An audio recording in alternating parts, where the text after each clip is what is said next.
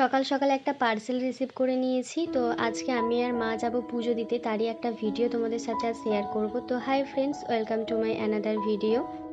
এই দেখো পার্সেলটার মধ্যে এসেছে একটা সৌমিজের স্ক্রাব নিয়েছি, মানে অনেকদিন থেকেই ভাবছিলাম যে একটা স্ক্রাব নেব, তো সৌমিজের স্ক্রাবটাই নিলাম। সৌমিজের অনেক প্রোডাক্টে আমি ইউজ করেছি, আর এটা হচ্ছে সৌমিজের ক্যানফিয়া সেরামটা, যেটা আমার ভীষণ ভালো লাগে। আমি আগেও ইউজ করেছি আর এখনও খুব ভালো লাগে। আর এই ছোট্ট কার্ডটা দেওয়া হয়েছিল। স্নান সেরে এরপর রেডি হতে যাব। আর এই জামাটা না আমার জন্মদিনে আমার এক বোন আমাকে গিফট করেছিল, একবারও পরা হয়নি, ভাবলাম আজ পরে পুজো দিতে যাই। আর এই শাড়িটা আমি ঠাকুরের জন্য নিয়েছি, কারণ অনেক দিন আগে আমি ঠাকুরকে মানত করেছিলাম যে শাড়ি, শাখা, সিঁদুর, আলতা সব কিছু দিয়ে পুজো দেবো। এদিকে ফুলও তোলা হয়ে গেছে। আর এই ব্যাগের মধ্যে আছে চাল, শাকসবজি, কারণ ওখানে মায়ের ভোগ রান্না হয়। আর এদিকে মা হচ্ছে বাড়ির পুজোটা সকাল সকাল সেরে নিয়েছে, কারণ আমাদেরকে ওখানে 11টার সময় করে যেতে বলা হয়েছিল। আমরা একটু আগেই বেরিয়েছিলাম, কারণ ওখানে ফল, মিষ্টি এসব কিনতে হবে, তাই একটু আগে আমরা বেরিয়েছিলাম।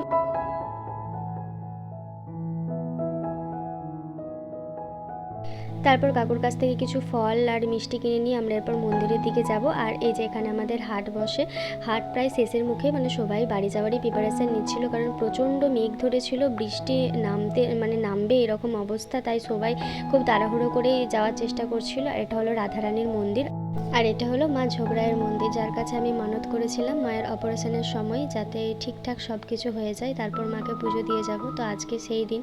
তারপরে দোকান থেকে আলতা, সিঁদুর, শাঁখা, ধূপ এইসব কিনে নিয়ে এরপর মায়ের মন্দিরের দিকে যাব। আর সামনেই তো রথ, দেখো রথটা একটু দেখে নাও। আমাদের এখানে হ্যাঁ রথ হয়, খুব ভালো করেই হয়। আমরা আজ 3 জায়গায় পুজো দেবো, মা ঝোগরায়ের মন্দিরে, মহাদেবের মন্দিরে, আর এখানে একটা ষষ্ঠী মন্দির আছে ওখানেও। তো আমরা এখানে বসে আছি, আর ওই দিকে সবজি কাটা হচ্ছে মায়ের, ওই ঘরেতেই মায়ের ভোগ রান্না হয়, আর এখানে সবজি কাটা হয়। তারপর আমাকে আর মাকে বলা হলো যে বেলপাতাগুলোকে একটু তুলে দিতে, কিন্তু বেলপাতাগুলো তুলতে তুলতে এত বাতাস দিচ্ছিল, মানে সব উড়ে উড়ে চলে যাচ্ছিলো শুধু বারবার।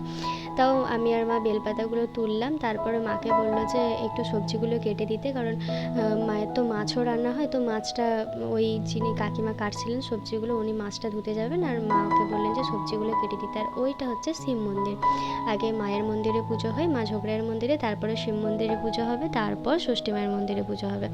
এই যে দেখো আমি মা ওইদিকে সবজি কাটছে আর আমি মায়ের সামনে বসে আছি। এই দেখো মায়ের মুখটা কত মিষ্টি না, এখানে এসে বসলেই না মনটা শান্ত হয়ে যায়, মাকে কত কিছুই যে বলতে ইচ্ছে করে।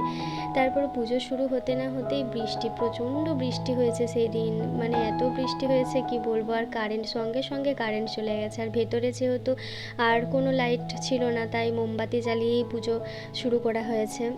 সমস্ত মানে ভেতরে প্রচণ্ড অন্ধকার, যেহেতু মেঘলা আবহাওয়া ছিল, তাই রোদ তো ছিলই না, তাই ভেতরে খুব একটা লাইটও দেখতে পাওয়া যাচ্ছিল না।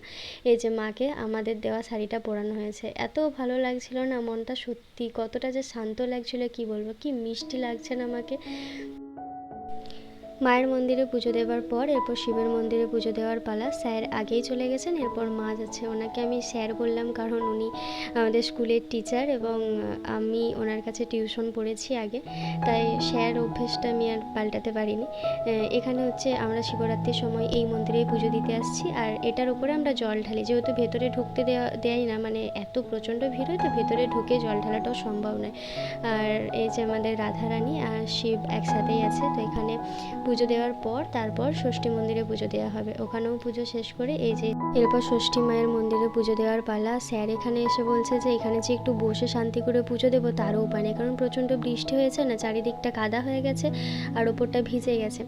এরপর দেখো এই যে এখানে খুঁটিগুলো আছে না, এই চারিদিকে হচ্ছে নাম খোদাই করা আছে আর কি। আমাদেরও এখানে একটা আছে, এই যে স্বরূপ ঘোষ আমার দাদু, পারুল ঘোষ ঠাকুমা, বাদল ঘোষ আমার বাবা, আর এখানে যে দাতা আছে আমার কাকুরা এবং আমার মায়ের নাম লেখা আছে। তারপর আবার এলাম এই মায়ের কাছে, মানে সত্যি মাকে যত দেখি মনটা তত শান্ত হয়ে যায়, মনে হয় না যে মন্দির থেকে আমি বাড়ি যাই। কিন্তু অবশেষে পুজো সেরে প্রসাদ নিয়ে এরপর আমাদের বাড়ি যাওয়ার পালা। আর এই যে এখানে যে গাছটা দেখাবো, একদিন বলেছিলাম না যে এখানে কাদা খেল হয়, তারই এটা একটা নমুনা। তো এই কাদা খেলটা আমাদের এই মা ঝোগরায়ের মানে উদ্দেশ্য বা উপলক্ষ করেই হয়, সেটা নিয়ে ভিডিও আমি অন্য কোনো একদিন করব। তারপরে এই দেখো রাস্তায় আস্তে আস্তে এই পুচকুটার সঙ্গে দেখা হলো। চলো আজকের মতো বাই, দেখা হচ্ছে নেক্সট কোনো ভিডিওতে।